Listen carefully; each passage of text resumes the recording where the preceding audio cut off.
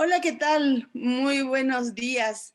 Les doy la más cordial bienvenida a toda nuestra audiencia, perdón, al Digital Leaders Summit 2021, primera edición, evento digital donde podrán disfrutar de 2 días de sesiones con grandes expertos, con contenido especializado, con transmisiones en vivo y on demand. Agradecemos mucho a nuestro patrocinador exclusivo CS y consultores en seguridad de la informática.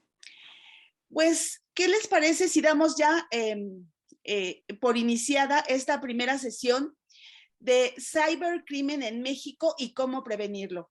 Y bueno, pues está con nosotros para dar este interesantísimo tema nuestro invitado, que es Jorge Osorio. Él es director de servicios de consultoría en CSI Consultores de Seguridad. ¿Qué tal, Jorge? ¿Cómo estás? Hola Rosy, ¿qué tal? Muchas gracias. Pues adelante, Jorge. Estamos esperando ansiosos escucharte. Muchas gracias Rosy, muchas gracias a todo el equipo, a Jorge Morales, a todo el equipo que hace posible esta sesión. La realidad es que vamos a tener una sesión muy interesante. Déjenme por aquí empezar a compartir la pantalla. Aquí está. Ahí nada más si nos confirman si se ve correctamente, ya deberían de estar viendo la Sí, presentación. sí, ya se ve. Perfecto, excelente. Bueno, pues muchas gracias a todos los que ya se encuentran conectados. Vamos a comenzar esta sesión que tiene por nombre Cibercrimen en México y cómo prevenirlo. Es una sesión que vamos a tener que entrar de lleno porque hay mucha información para poderles compartir y, por supuesto, varios temas que es importante poderlos platicar. Primero, es importante mencionar cómo está el país en cuestión de los ciberdelitos, en cuestión del cibercrimen. Entonces, vamos a ocupar varios parámetros para poder definir cómo está el cibercrimen en México. El primer parámetro es un monitoreo que hemos hecho durante ya varios años a través de la propia información que brinda la CONDUCEF, la Comisión Nacional para la Protección y Defensa de los Usuarios de Servicios Financieros, en donde vamos a empezar a platicar primero cuáles son la cantidad de reclamaciones que hay por tipos de fraude. La CONDUCEF, para los que no conocen, es un organismo que permite conciliar cualquier problema que pueda haber con una entidad financiera y algún usuario que está ocupando alguno de sus servicios. Como organismo conciliador, pues también tiene toda la información acerca de justamente estas reclamaciones que han llegado a esta CONDUCEF y que están básicamente disponibles en dos áreas principales. La línea roja que vemos son las reclamaciones que han llegado. Estamos hablando de millones de reclamaciones. Esto desde el 2016 hasta el 2020. Ya hay una parte del 2021, sin embargo, para hacer el recuento completo de los años y poder tener un punto de comparación importante, solamente presentamos hasta el 2020, porque todavía la del 2021 pues falta los últimos 2 meses para poderlo presentar. Entonces, es muy interesante darnos cuenta cómo en el fraude,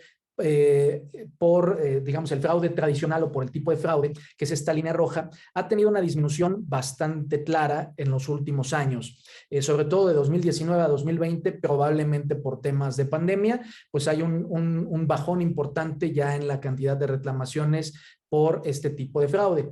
Sin embargo, para el tema de fraude cibernético, vemos obviamente una creciente desde 2016, 2017, 2018, 2019. Sin embargo, vemos algo muy curioso en 2020. En 2020 pareciera que incluso disminuyó un poco por este tipo de fraude.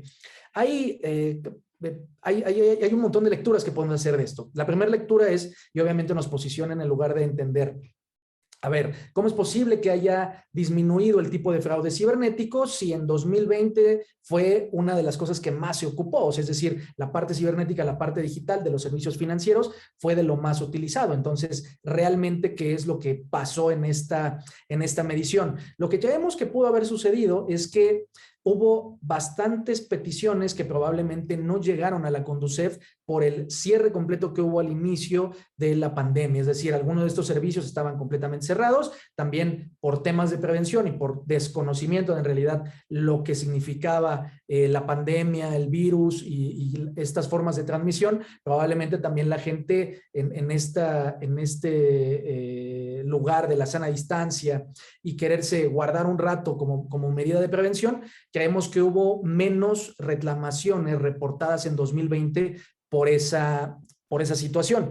Sin embargo, sigue siendo curioso porque esperábamos, y digamos, si vemos el crecimiento normal que se ha tenido del tipo de fraude o tipo de reclamaciones, pues esperábamos ver, por supuesto, que esto ya estuviera pegándole tal vez a los 7,5 millones de reclamaciones por tipo de fraude cibernético. Pero bueno, vamos a ver la siguiente gráfica. Que esto es, una cosa son la cantidad de reclamaciones, contando una por una las reclamaciones, y otra cosa es contabilizar los montos reclamados por fraude cibernético. Eso nos ayuda a tener una perspectiva ya real de cómo se ve el país por los números del propio país. Esto es importante porque de repente podemos tener algunas lecturas y que son válidas también, como alguna evaluación tipo la evaluación que puede llegar a ser la OEA o tipo la evaluación que puede llegar a ser el ITU, que es este instituto de la ONU, que puede llegar a ser el Global Cybersecurity Index. Sin embargo, esta es una medición del país desde dentro del propio país. Y aquí es muy interesante ver cómo sí se movieron los montos en los últimos años. Esto es montos reclamados por fraude cibernético por cada uno de los años. En 2017 había 6,200 millones de pesos, están en millones de pesos el total. Después en 2018 subió a 9,000, en 2019 hubo 11,000, en 2020 sube a 12,285 millones de pesos. Esto no es que sean acumulados en todos los años, no, esto es en cada uno de los años la acumulación por año. ¿No? Entonces, en 2020, solo en 2020, los montos reclamados por fraude cibernético en millones de pesos ascienden ya a 12,000 millones de pesos. La realidad es que aquí sí vemos un crecimiento, o sea, si lo comparamos solamente con 3 años atrás, estamos hablando de casi el doble del crecimiento de los montos reclamados por fraude cibernético. Ahora, vamos ahora a ver otra medición. Esta la saca la Guardia Nacional a través del CERT-MX, y esta fuente que es justamente el CERT-MX, que se convirtió, estaba como parte de la Policía Federal y ahora forma parte de la Guardia Nacional. Y en este periodo del 2012 del diciembre de 2012 a agosto de 2018, es decir, más o menos como en los últimos 6, 7 años aproximadamente, tienen registrados que hubo más de 250,000 incidentes de ciberseguridad. Aquí es extraño considerar esta cantidad porque o sea, si todos fueran incidentes de ciberseguridad, o sea, incidentes de ciberseguridad confirmados, estaremos hablando de un número gigantesco. Probablemente sean ciberataques o al menos incidentes que tienen registrados.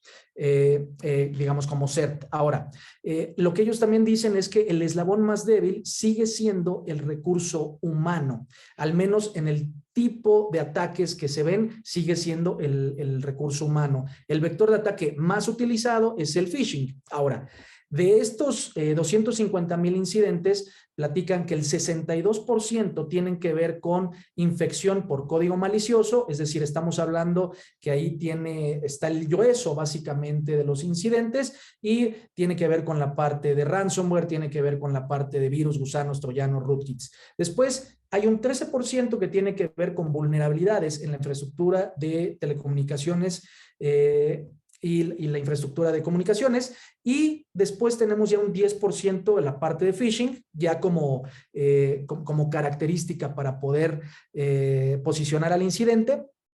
Tenemos un 8% en acceso lógico no autorizado, 4% de negación de servicio, 3% correo spam, 1% ataques de fuerza bruta y un 1% de divulgación no autorizada de información. Si nos damos cuenta, básicamente el grueso está en esta parte de la infección por código malicioso, al menos hasta el 2018, porque esta medición que se tiene es hasta el 2018. Todavía no se ha publicado información más reciente. De hecho, esta información se publica como parte de la guía de mejores prácticas de ciberseguridad para la pequeña y mediana empresa, micro, pequeña y mediana empresa, que recientemente publicó justamente la Guardia Nacional a través del CERT. Entonces, todavía no existe, a ver, existe la información, pero todavía no la ha publicado el CERT, todavía no la ha disponibilizado como ya disponibilizó esta información. Bueno. Luego vamos a terminar un poco de cerrar por todos lados, ¿no? Entonces ya tenemos el contexto de Conducef, que nos dice que efectivamente ha aumentado. Podríamos tener, antes de entrar al tema de Banco de México, podríamos tener también recopilación externa, es decir, evaluaciones, por ejemplo, de algún vendor de seguridad. Ahí varían un poco. Por ejemplo, recientemente en un estudio de Kaspersky se menciona que México es el segundo país más atacado de toda América Latina, inmediatamente después de Brasil. Sin embargo, Sophos menciona que México es el primer país más atacado, incluso del mundo, lo cual por un cierto tipo de ataque, por un cierto tipo de vector que tiene que ver con la parte de phishing y correos electrónicos falsos. Sin embargo, como vemos, el CERT no lo tiene de esa forma. Es importante contrastarlo porque, insisto, de repente podemos tener alguna lectura externa de algún organismo evaluador o podemos tener alguna lectura externa también de algún vendor de seguridad, pero se contrasta con la propia lectura que nosotros tenemos desde el propio país. Ahora, vamos a mencionar cuáles son los datos que tiene el Banco de México. El Banco de México tiene también datos interesantes que ha publicado justamente después de que se le atribuyeron ya funciones específicas a la Dirección de Ciberseguridad del Banco de México, en donde una de las funciones es justamente publicar cuáles son los incidentes que han sucedido. Esto apenas empezó a suceder desde el 2019, entonces no existen reportes anteriores que estén públicos. Entonces, desde el 2019 tenemos ciertos tipos de incidentes que han estado pasando en Banco de México. Aquí es importante solo comentar que por temas obviamente de confidencialidad y de privacidad de los datos y de los organismos quienes reportan, nada más se muestra la información como Banco 1, Banco 2 o Banco 3. Se muestra información del momento en el que se detectó el incidente. Puede ser que el incidente haya tenido digamos, más meses de duración, pero se reporta en una cierta fecha o se identifica en una cierta fecha.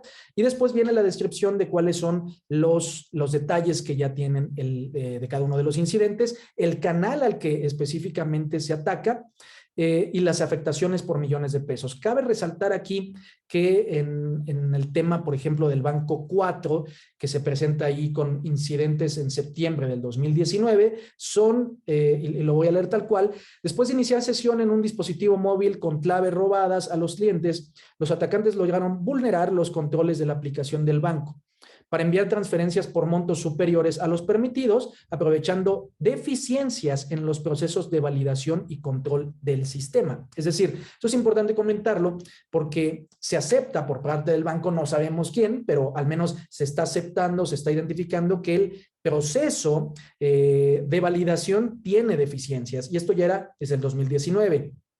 Si recordarán, en 2020 hubo bastantes incidentes de este tipo, incluso que tienen que ver más con el que dice ahí de Banco 4, el que está abajo, donde se menciona, la única diferencia con el de arriba es que son transferencias a cuentas no preregistradas por el cliente.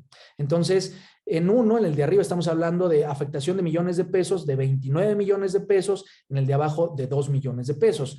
Sin embargo, en este 2019 vemos una afectación muy alta, o sea, estamos viendo un total de afectación de solo el 2019 de 784.7 millones de pesos. Ahora, no sabemos si esta afectación sea a los clientes, a los usuarios del propio banco o de los servicios del banco. Algunos incidentes nos dicen claramente que no. Algunos podrán tener afectación a los usuarios, pero todavía este reporte no presentaba esa información. Lo comento porque este reporte ha ido evolucionando un poco con el paso de los años.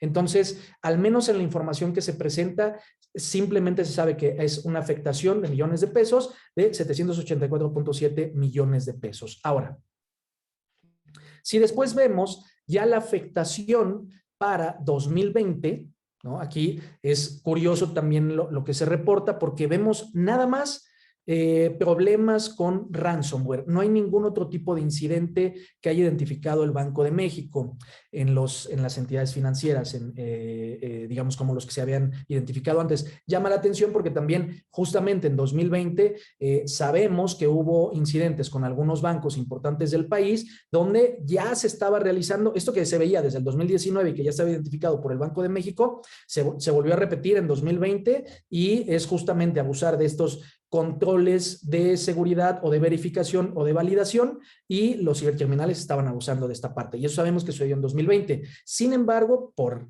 alguna extraña razón, no está reportado en este documento del Banco de México. Y después tenemos en el 2021, que aquí ya se presenta la diferencia entre afectación a clientes, millones de pesos de afectación a clientes, y los millones de pesos de afectación a la entidad, es decir, a la institución que está reportando esto. Entonces, aquí está igual cada una de las entidades, mencionada nada más como Banco 1, Banco 2, Banco 3. Aquí es también importante recalcar que el principal ataque que existe al menos en repetición de los bancos, es el ataque a cajeros automáticos de una institución de crédito, o sea, de la propia institución de crédito. Incluso hay algún banco que llegó a repetir el ataque, es decir, por ejemplo, el Banco 2, no sabemos quién es, pero en enero tuvo ataque a cajeros automáticos y en abril vuelve a tener otro ataque a cajeros automáticos. Importante recalcar, ninguno de estos incidentes, al menos hasta lo que llevamos del 2021, ha tenido afectación a los clientes. Por eso se menciona sin afectación. Sin embargo, eso no quiere decir que no hayan representado pérdidas para la entidad, que en este caso en millones de pesos, estamos hablando como de unos 35 millones de pesos en lo que va del año. Es una cifra, obviamente ahí hacen falta algunos datos, como el tema de ransomware, como el tema también que dice ahí del Banco 6 en marzo, o como el tema de Banco 7 y Casa de Bolsa, que también están pendientes por tener una notificación acerca de realmente cuánto fue la afectación. Pero si sumamos todo lo que sí está, o sea, todo lo que vimos de 2019, 2020 y de 2021, tenemos un total de afectación de 823 millones de pesos. Esta cifra puede ser muy alta o muy baja conforme la queramos ver. ¿Qué parámetro le podemos dar? A ver, si lo comparamos contra lo que teníamos de Conducef, de que solo en un año estábamos llegando a los 12,000 millones de pesos, y aquí lo comparamos solamente con el total de 3 años, 823 millones de pesos, por supuesto que es una cifra muy baja. Pero también hay muchos del 2020 y del 2021 que no tienen una asignación de la afectación. Entonces, no sabemos realmente cuánto pudiera elevarse. Probablemente esté llegando a los 1,000 millones de pesos. Esto únicamente en cifras que han afectado a la entidad financiera. Si lo sumamos a los montos reclamados que se han tenido también en esos últimos 3 años, estamos probablemente hablando de unos 25,000 a 30,000 millones de pesos en cuestiones que se han ido para el tema del cibercrimen. Es decir, es un tema que realmente es preocupante por las cantidades. Por aquí ya estamos hablando específicamente de las cantidades de dinero. Ahora, ¿qué es lo que se está haciendo? Porque también de repente hay un sentido de, oye, es que pues nada más está creciendo la inseguridad o nada más está creciendo el tema de los ciberataques, pero ¿qué cosas sí se están haciendo? A ver, lo que sí se está haciendo es, por ejemplo, la CNBV recientemente, apenas el 21 de octubre, anunció que a través de su presidente, Juan Pablo Graff, que están contemplando una circular única para todo el sistema financiero a diferentes niveles, pero ahora sí con el principio de mismo riesgo, misma regulación. Y entonces tener un marco normativo de ciberseguridad que abarque a todo el sistema financiero. Es interesante escuchar esto porque sí, van a manejar niveles, pero con este principio de mismo riesgo, aunque existe el mismo riesgo en una institución financiera muy pequeña, se va a considerar el mismo riesgo en una institución financiera muy grande. Y la forma de tratamiento del riesgo para cualquiera de las dos puede ser por los propios recursos completamente diferente. Entonces, A veces es peligroso tener este principio del mismo riesgo. Sin embargo, es necesario también pedir ciertos lineamientos para la contención de algunos tipos de riesgos que se saben que existen en cualquier participante del sector financiero o en cualquier participante que esté regulado por la Comisión Nacional Bancaria y de Valores. Bueno, ¿dónde está la policía cibernética? A ver, esto es un recopilado de dónde está y en los últimos años, qué es lo que ha pasado con la policía cibernética. La realidad es que la policía cibernética pasó de ser una policía cibernética del país a convertirse en algo que cada una de las secretarías de seguridad pública de cada uno de los estados, de cada una de las dependencias, tiene responsabilidad de formar. Ahora, cada uno de los estados la ha implementado de diferente manera. Algunos estados ya la traían desde años atrás, es decir, por ejemplo, caso Nuevo León, caso Ciudad de México y algunos otros estados ya la llevaban creada tal vez desde 2015. Sin embargo, ha habido esfuerzos muy importantes desde el 2018 y 2019 para la mayoría de los estados y poder crear su propia policía cibernética. Algo muy importante a comentar aquí es que hay muy poca difusión acerca de esto. Es decir, la gran mayoría de personas no sabe que en su estado existe la policía cibernética. No sabe a qué número los pueden contactar, no sabe a qué correo electrónico los pueden contactar e incluso si tienen redes sociales. Lo cual, por acá yo me di a la tarea de hacer un recopilado de esta información. A quien guste, también le podemos compartir esta presentación sin ningún problema si quieren tener este recopilado. Y bueno, el único estado que aún no ha implementado esta policía cibernética es el estado de Sinaloa. También cabe recalcar que algunos otros estados lo mencionan no como policía cibernética, sino como unidad de policía cibernética o área cibernética o unidad de investigación de delitos informáticos o unidad de policía científica preventiva. Pero en general, todos los estados o casi todos los estados ya han implementado su propia policía cibernética. Aquí cabe recalcar algunos esfuerzos de algunas policías que están muy activas en redes sociales. Aquí, una vez más, lo que comento, mucho de lo que hace falta es difusión. Uno de los principales puntos que necesitamos en el país para poder darle prevención, darle un tema de resolución al cibercrimen es la difusión. Si las personas no saben que esto existe, yo, por ejemplo, apenas que me di a la tarea de hacer esta recopilación, me di cuenta que algunas páginas, por ejemplo, de Facebook, de algunas de las policías cibernéticas, donde los estados son de 5 millones, la página apenas tiene 1,000 seguidores, lo cual es muy bajo, ¿no? Estamos hablando que debería de tener al menos 1 millón de seguidores para que tuviera un cierto nivel importante de difusión. Hay también recalcar que algunas policías cibernéticas se muestran más activas que otras, es decir, algunas, por ejemplo, la gran mayoría, yo creo que un 50% de esta policía cibernética realmente está haciendo actividades proactivas, incluso avisando a los usuarios, por ejemplo, de números telefónicos con extorsión o cuentas de correo electrónico que también pueden estar llegando, o páginas de phishing, o, por ejemplo, ahora que viene el tema del Buen Fin, varias de las páginas de redes sociales ya están teniendo a eso. Pero también tenemos otros casos, pocos afortunadamente, de algunas policías cibernéticas que básicamente parece que nada más cumplieron con el checklist, con la palomita, es decir, formaron la policía cibernética, realizaron una creación de alguna página, tal vez alguna capacitación, elementos internos, pero no hay mucha actividad, no hay mucha carnita que realmente se esté publicando en redes sociales. Es importante el tema de la difusión, porque al final de cuentas, para los usuarios, el principal punto para que se puedan enterar de que existe, pues es la actividad. Pero si hay muy poca actividad o algunos ni siquiera tienen, por ejemplo, llegado a una página de redes sociales, nada más tienen su propia página principal y entonces es muy difícil mantener a partir de ahí informados a los usuarios, aunque tienen blogs y tienen entradas de información. Lo más importante es llegar a los usuarios en la forma en la que también ellos están acostumbrados a recibir la comunicación, que es justamente a través de redes sociales. Y también hay algunas policías cibernéticas, yo calcularía unas entre 10 y 15 aproximadamente, que ya tienen incluso bots configurados para el chat, para inmediatamente uno abre la página de Facebook, inicia el bot para estar preguntando si quiere uno hacer una denuncia del tipo que sea y que involucra el tema de la policía cibernética.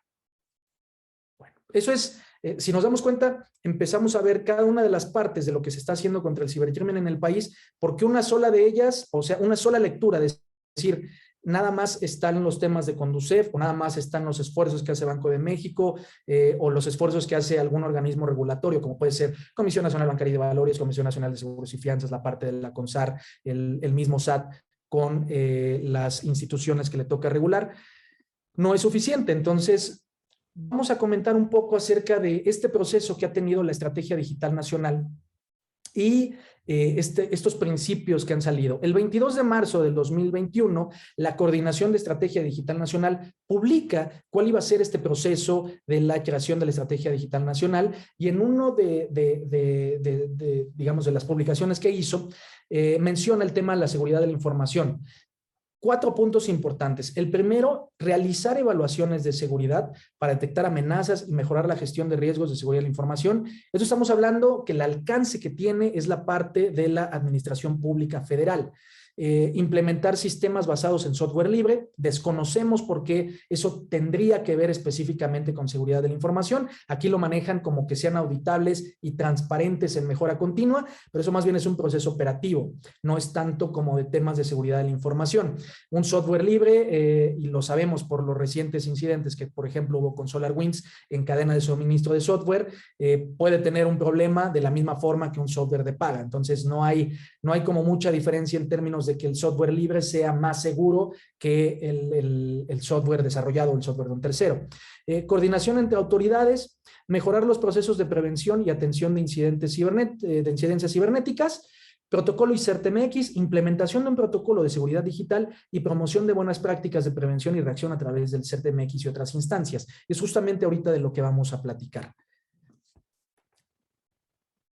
Entonces, la Estrategia Digital Nacional se define del 2021 al 2024, es de reciente publicación del 6 de septiembre, o sea, apenas hace un mes y medio, podríamos decir, casi 2 meses, ya 2 meses, ¿no? De 6 de octubre y 6 de noviembre, sí, ya 2 meses, pero es de reciente publicación. Entonces, hay algunas cosas que encontramos que pueden servir. El alcance justamente es para la Administración Pública Federal. Sin embargo, hay varias partes que ya empiezan a dimensionarse, que tienen que ver también con la parte de la ciudadanía y también con la iniciativa privada. Un poco platicando acerca de lo que incluye esta Estrategia Digital Nacional. Incluye, no vamos a revisar todo, la visión, todo eso, pero sí vamos a comentar un poco acerca del cuarto principio que tienen, que es de seguridad de la información. Concepto que hace referencia a la estabilidad, protección y certidumbre de la información generada o resguardada en sistemas o plataformas digitales. El desarrollo de dichas plataformas y sistemas también deben brindar estabilidad y certidumbre en su operación. A ver, es un principio de la Estrategia Digital Nacional. En base a ese principio, también el 6 de septiembre se difunde ya a través del Diario Oficial de la Federación el acuerdo por el cual se emiten las, déjenme, me muevo aquí para leerles, políticas y disposiciones para impulsar el uso y aprovechamiento de la informática, el gobierno digital, las tecnologías de la información y comunicación y la seguridad de la información de la Administración Pública Federal. Básicamente y en resumen, ¿de qué se trata digamos, estos acuerdos que se presentan? Bueno, se presenta el 6 de septiembre en el Diario Oficial. Lo primero que dice básicamente es adiós a MACTICSI.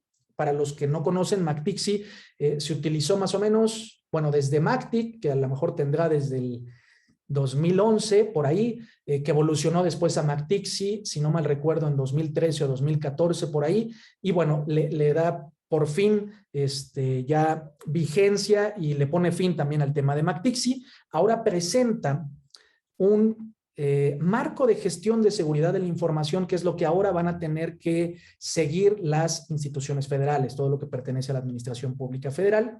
Es muy interesante, ¿no? Porque en realidad este marco de gestión de seguridad de la información ya presenta cosas muy similares a lo que pudiéramos encontrar en otros marcos o a un sistema de gestión de seguridad de la información definido por el ISO 27001, donde viene establecimiento de objetivos, identificación de procesos y activos críticos, ya maneja el análisis de riesgos, como tal, o sea, es decir, que se debe hacer el análisis de riesgos, se debe definir el tratamiento de riesgos, se debe de definir también cuáles son los controles a través de los estándares técnicos. Ahorita vamos a platicar un poco acerca de eso. Define también que debe de existir un programa de gestión de vulnerabilidades dentro de la institución, un protocolo de respuesta a incidentes, que básicamente es sumar a lo que también vamos a platicar, que es el protocolo homologado.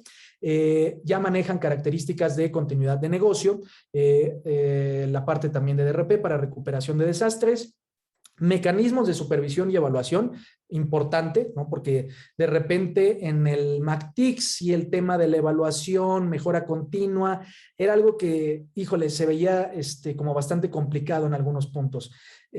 Aquí ya lo maneja casi como, bueno, vas a tener tu marco de gestión de seguridad de la información, debes de definir cómo vas a hacer la supervisión y la evaluación, programa de concientización, es decir, maneja que es importante llevar la cultura de ciberseguridad y seguridad de la información a los usuarios.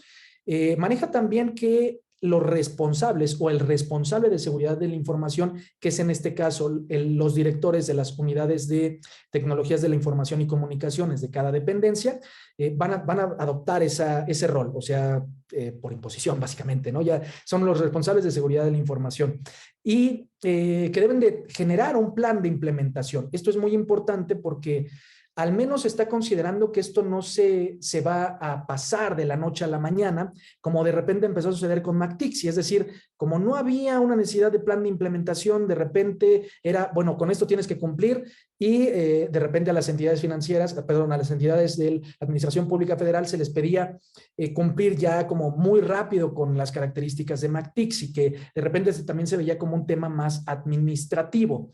Aquí claramente ya estamos pasando de la parte administrativa a tener una gestión mucho más integral del tema de seguridad de la información.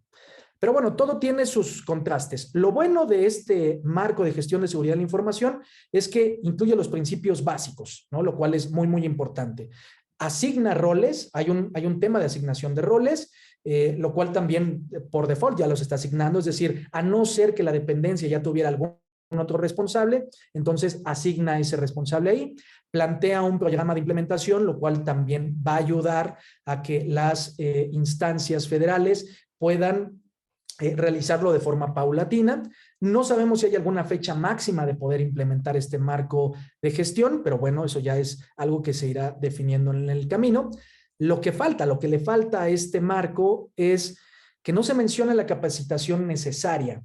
Y esto es muy importante porque habrá algunas entidades de la Administración Pública Federal que vayan muy avanzadas, ya lo hemos mencionado, pero hay algunas otras que tal vez todavía no tengan ni siquiera algún área completamente formada de seguridad de la información o de ciberseguridad, lo cual puede complicar mucho el tema de la implementación de este marco. Si nada más se queda como responsable el actual director o responsable de la Dirección de Tecnologías de la Información y Comunicaciones de la entidad, probablemente primero van a hacer falta manos, ¿no? O sea, es necesario para poder implementar un marco de este tipo que involucra varios controles. Entonces, estamos hablando de manos, estamos hablando de capacitación, estamos hablando también de que no se mencionan el involucramiento de otras áreas, como puede ser recursos humanos, como puede ser la parte legal o la parte de seguridad física, y los estándares técnicos pues aún no existen. Es decir, aunque se menciona que estos estándares se van a encontrar aquí en esta parte en wikiguías.atención.gov.mx,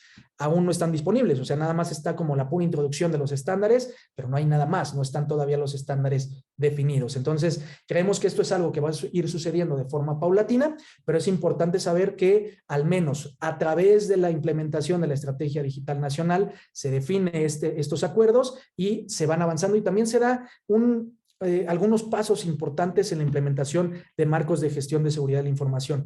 También aquí importante recalcar es que no se quiere inventar el hilo negro, ¿no? Y eso es algo importante porque a diferencia, o sea, con MACTIC sí parecía de repente que se quiso inventar el hilo negro y eso generó muchos problemas, porque entonces de repente se quería, oye, vamos a alinearlo un poco con COVID, oye, vamos a alinearlo un poco con el ISO 27001, oye, vamos a alinearlo con el Cybersecurity Framework, y era como un poco de todo, pero al mismo tiempo no daba un flujo completo conocido. Entonces, aquí sí ya está dando un flujo conocido e incluso en el protocolo que ahorita vamos a mencionar, también se menciona casi como similar al marco de gestión de seguridad de la información, el sistema de gestión de seguridad de la información basado en ISO 27001. Bueno, no sé si hasta aquí tengamos alguna duda o pregunta por parte de los de los participantes? No tenemos ninguna en el chat todavía. Muy bien. Bueno, pues ahí los invitamos también a participar con sus preguntas. Bueno, ahora, como parte de estos esfuerzos que está haciendo también esta coordinación de la Estrategia Digital Nacional, se definieron estas bases técnicas de seguridad informática para las dependencias y entidades de la administración pública, que estas bases técnicas no son los estándares técnicos que se mencionaban. Estas son otra cosa, ¿no? De hecho, este documento sale un poco antes del tema de los estándares técnicos. Entonces, este es un documento bastante sencillo, pero que le da el clavo en algunos puntos fundamentales. Básicamente estamos hablando de los requisitos más elementales que debe de tener cualquier institución en el tema de seguridad de la información. Y entonces, esto se publicó el 8 de julio y, como mencionaba, son 4 hojas. Algo importante y que no se menciona, o la parte que le hace falta a estas bases técnicas, es que no se menciona el tema de lecciones aprendidas para la respuesta a un incidente. Ni tampoco se menciona el tema de la cooperación con este protocolo, ni con el CERT-MX de la Guardia Nacional. En fin, hay algunos temas que todavía le hace falta mencionar. Creemos que estos son de los primeros esfuerzos, estos son como parte de los primeros esfuerzos, este plan de desarrollo de la Estrategia Digital Nacional que lo emite la Coordinación de la Estrategia Digital Nacional, Coordinación de Estrategia Digital Nacional, son estos pequeños esfuerzos, estos pequeños resultados que vamos teniendo. Vamos ahora a platicar un poco ya del CERT de la Guardia Nacional, que ahora emite este protocolo. Vamos a comentar un poco. Bueno, primero comentar en resumen, ¿qué avances tiene el CERT? Ya tiene tips, recomendaciones de ciberseguridad para la ciudadanía. Es importante a los que no lo sigan en redes sociales, yo los invito a que por ahí le empiecen a seguirlo, ya sea en Twitter, Facebook, lo empiecen a seguir. Están muy activos. A partir de la 7ª semana de ciberseguridad que sucedió hace un par de semanas, han estado muy activos. Entonces, se puede reportar, por ejemplo, un delito cibernético de forma anónima a través de la página del CERT-MX. Vienen unas guías de ciberseguridad enfocadas, o una guía en realidad de ciberseguridad enfocada a la micro, pequeña y mediana empresa. Están los boletines de vulnerabilidades, están los tips y recomendaciones para la ciberseguridad. Lo que sí aún no está disponible es el observatorio de ciberseguridad, que probablemente vaya a ser un dashboard con algunos principales incidentes y el formato de notificación de incidentes cibernéticos, pero eso es exclusivo para instituciones públicas y privadas, que ya tiene una página de login al menos, ¿no? No sabemos qué tan avanzado esté ya por dentro. Pero bueno, vamos a platicar entonces de este Protocolo Nacional Homologado de Gestión de Incidentes Cibernéticos que nace recientemente en octubre, bueno, los últimos días de septiembre, sufre ya una primera actualización en octubre con algunos términos y es la última versión que hay en octubre de este año. Por ahí no recuerdo si es el 11 de octubre o 20 de octubre, por ahí.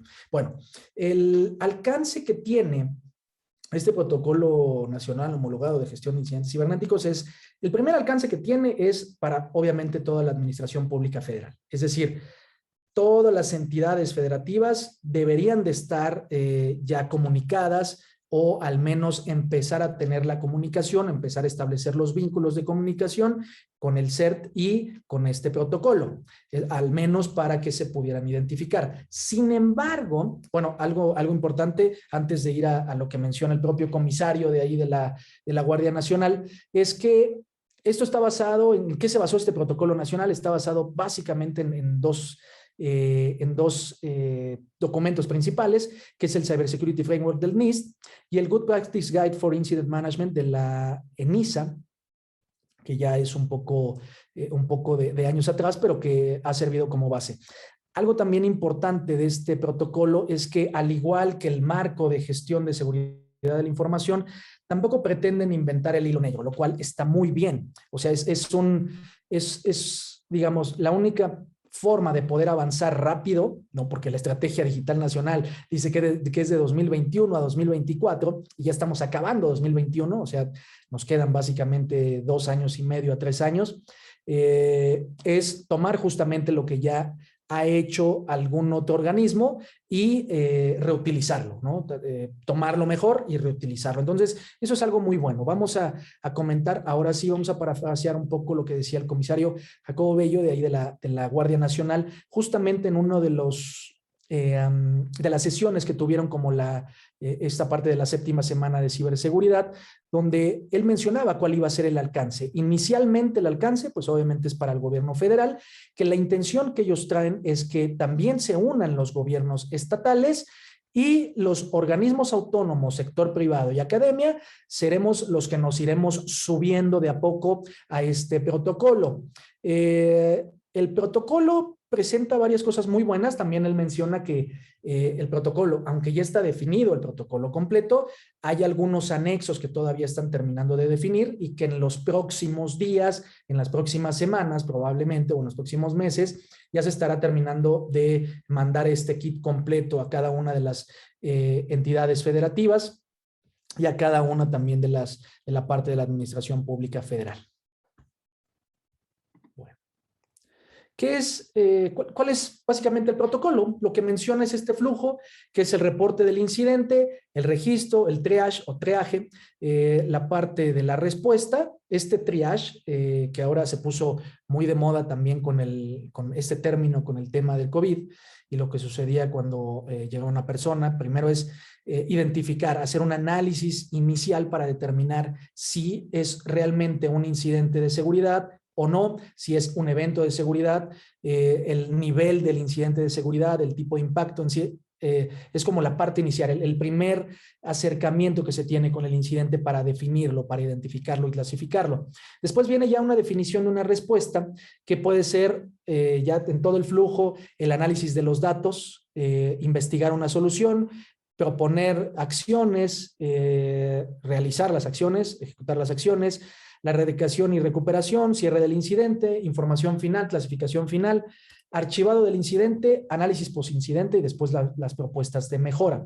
Cada una de estas partes de forma general viene descrita en el protocolo. Es importante considerar que este protocolo al final menciona el tema de las lecciones aprendidas, que es importante documentar las lecciones aprendidas. Sin embargo, vamos a ver también que todavía no están establecidos algunos flujos de comunicación para poder entender las lecciones aprendidas tanto dentro de la administración pública federal, tanto hacia afuera de la administración pública federal y poder tener estos mecanismos. Habla también de la creación de una base de datos que pueda permitir justamente este aprendizaje de cómo se ha respondido a cada uno de los incidentes. Sin embargo, digamos, estamos como todavía muy verdes para poder saber cómo va a ir avanzando este protocolo.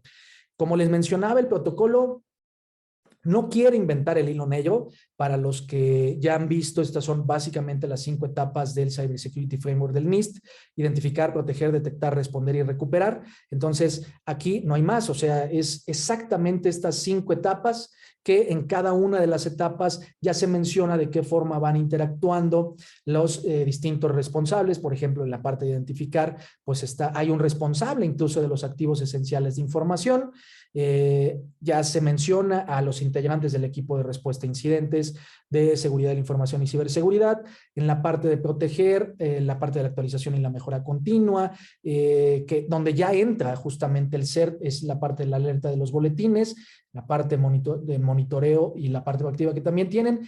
Y ya después la operación específica del CERT tiene que ver con la parte de responder y recuperar, que es contener y mitigar la amenaza y un plan de continuidad, que esto obviamente uno de los recursos que también está disponibilizando el CERT es la posibilidad de participar activamente con cada una de las instancias federales para poderles apoyar en la implementación de este protocolo, ¿no? Entonces, también se maneja, obviamente, la gestión de incidentes cibernéticos, el entrenamiento, la profesionalización del risk y también incluso la práctica para que este tipo de incidentes realmente se puedan prevenir y se puedan corregir o tener el menor impacto posible. Lo más importante también es que se realice esta práctica constante. La práctica constante puede ser desde una prueba de escritorio o una simulación completa de un incidente, pero lo que intenta hacer es que todos los mecanismos identificar dónde están las mejoras, que los mecanismos de comunicación funcionen,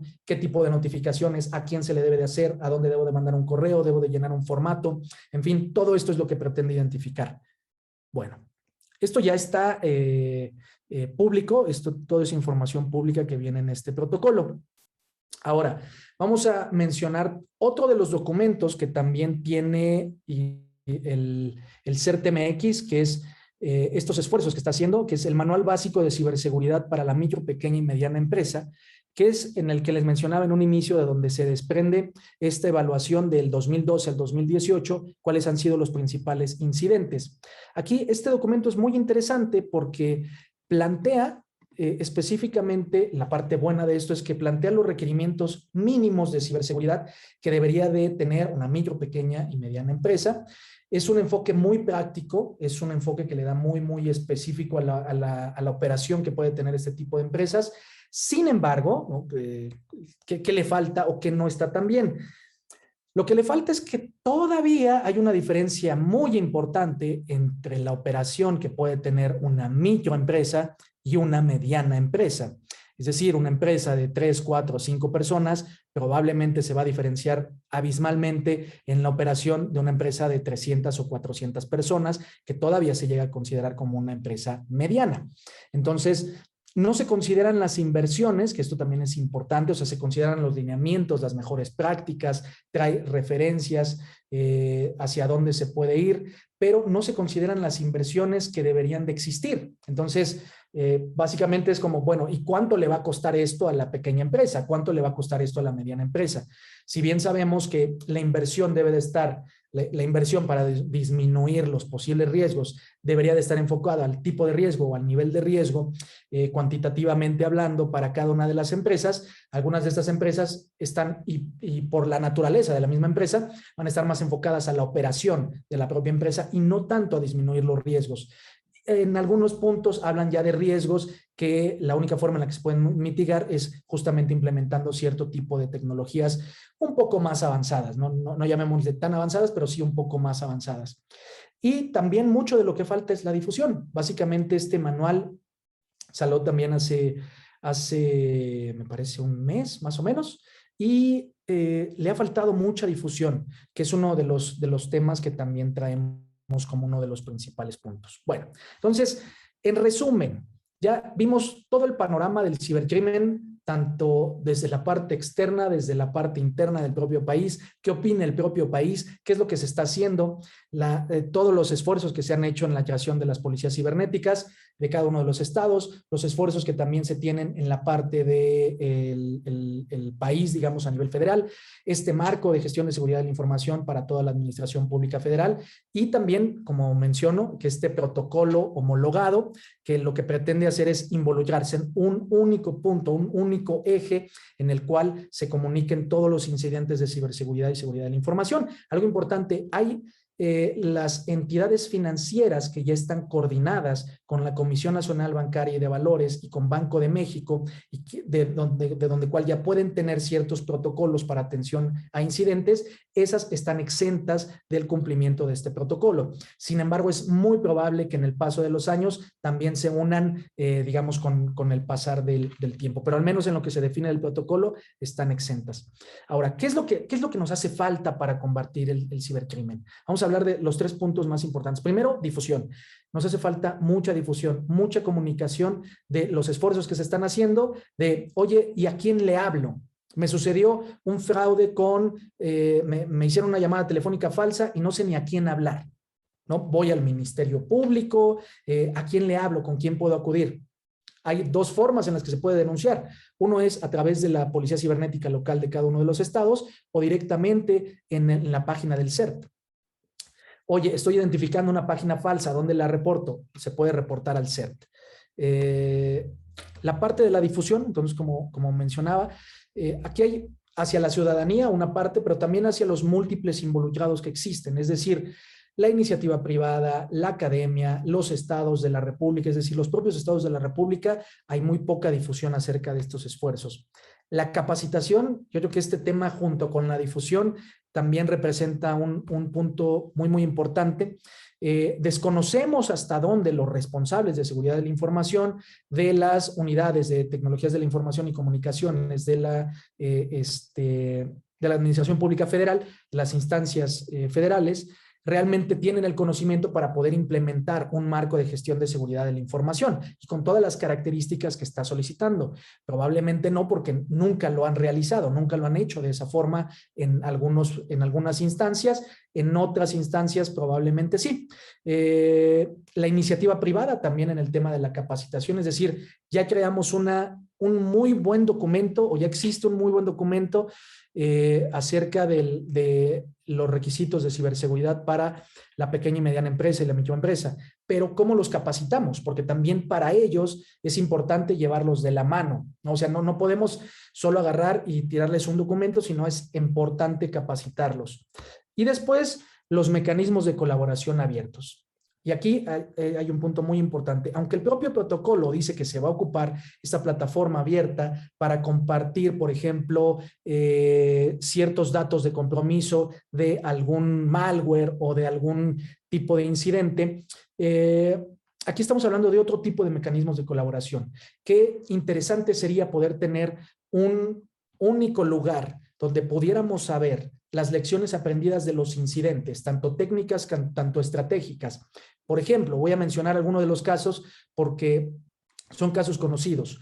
¿Cómo solucionó Pemex el tema del ransomware que le pasó?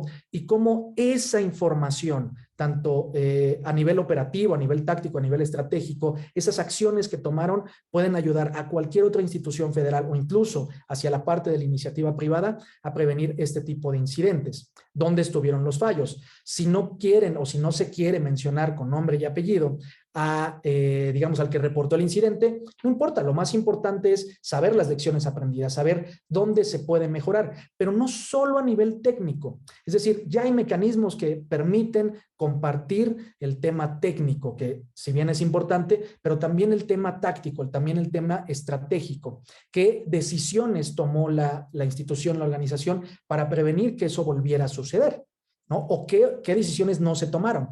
Eso es uno de los mecanismos que hace falta y que ojalá y el CERT MX a través de la Guardia Nacional pudiera crearlo. Después, transparencia en la resolución de incidentes. Eso también es muy importante, sobre todo los incidentes que son públicos, que ya tienen un nivel de impacto, un nivel de afectación hacia los ciudadanos o que pueden llegar a tener un nivel de afectación. Es importante saber cómo se resolvieron.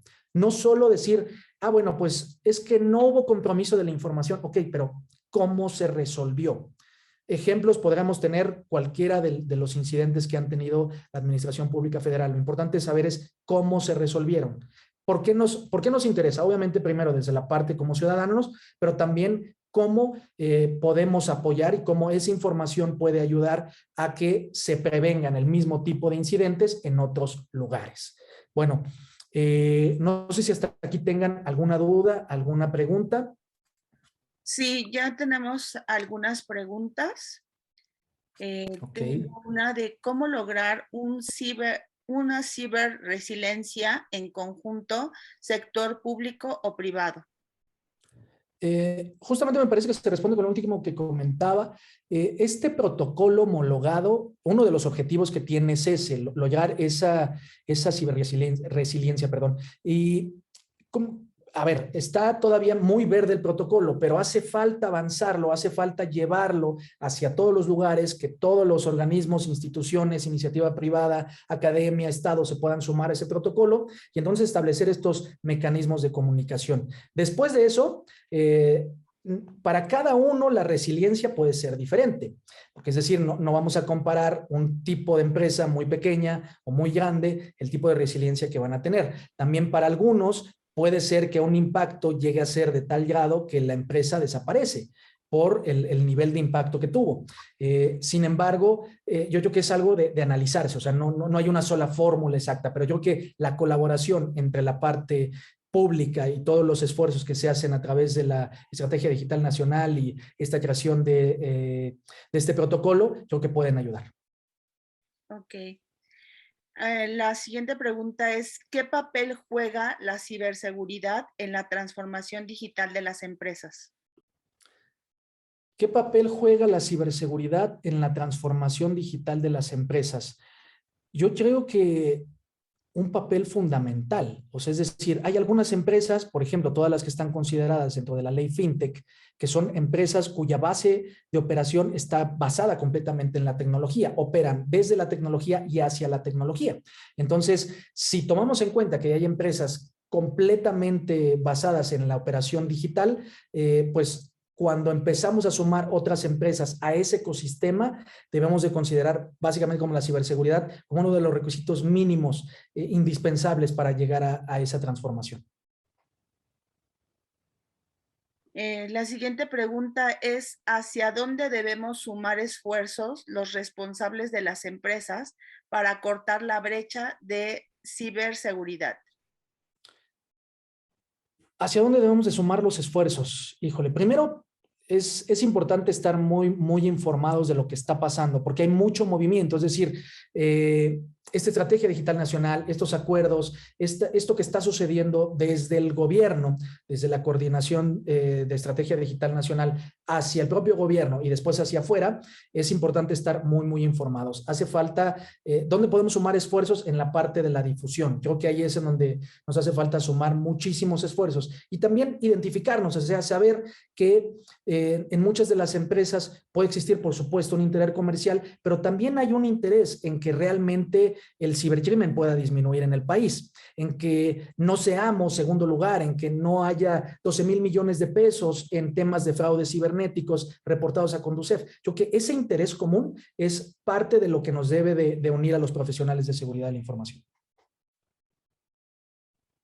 Ok, pues son las preguntas que tenemos hasta el momento. No sé si quieras hacer una recapitulación, algo que quieras agregar más a esta exposición.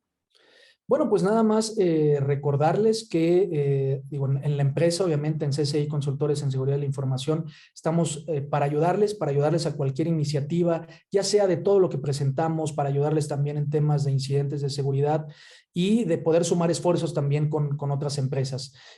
Como bien lo mencionaban ahorita, ¿no? O sea, el tema de sumar esfuerzos es una de las partes más importantes, los mecanismos de colaboración que ya mencionaba que hacen falta y el tema de difusión y el tema también de las capacitaciones. Es algo muy importante. Ok, pues muchas gracias, Jorge. De verdad creo que es un tema que da para muchas cosas, mucho tiempo más.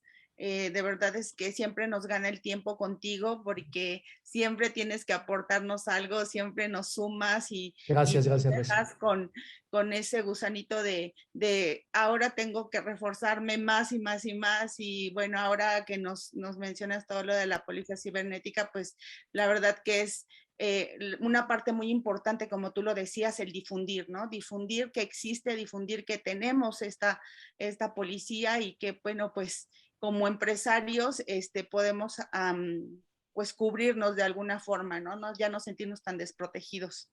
Es correcto, es correcto. Pues muchas gracias, agradecerle a todo el equipo del Digital Leader Summit por el espacio y bueno, estamos en contacto con todos. Muchas gracias y obviamente a quien pida la presentación se las vamos a hacer llegar también al equipo y para que se les pueda hacer llegar por correo electrónico para los que estén interesados.